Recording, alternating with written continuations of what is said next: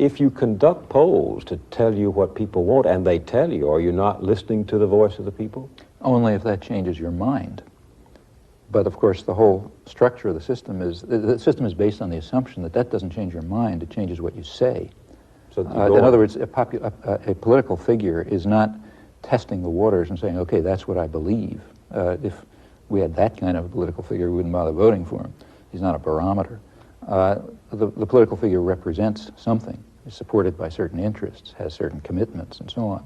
And the political figure then comes before us and produces things which the pollsters tell him, or his advisors, on the average, will increase his chances of gaining office, after which he will follow his commitments, his interests, what is demanded of him by those who supported him, by those who provide him with resources, and so on.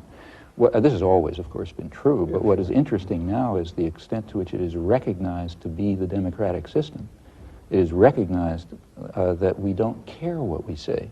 We don't express interest. What we do is reflect power.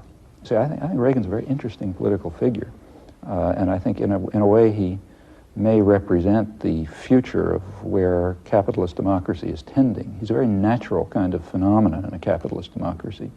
In a capitalist democracy, you have the problem, and it is always perceived as a problem, that the general population has a method of participating in decision-making. They can participate in politics. The state is not capable of stopping them. You can't shut them up, you can't put them in jail, you can't keep them away from the polls, and so on. And it's striking that that has always been perceived as a problem to be overcome. It's what's called the crisis of democracy. Too many people organizing themselves to become, to enter the public arena. That's a crisis we have to overcome. According to a certain view. It has always been understood by, I would say even the mainstream of democratic theorists, that when the voice of the people is heard, you're in trouble.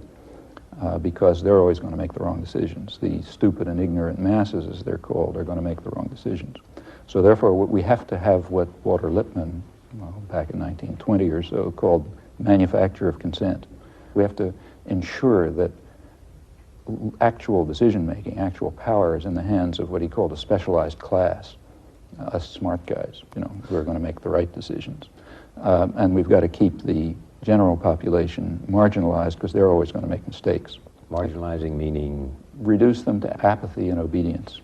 Allow them to participate in the political system, but as consumers, not as true participants.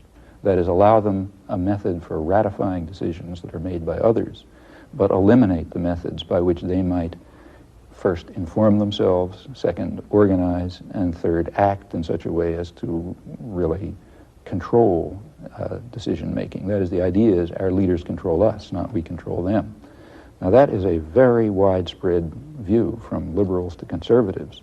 And how do you achieve this? Well, there are a lot of ways of achieving it, but one of the ways of achieving it is by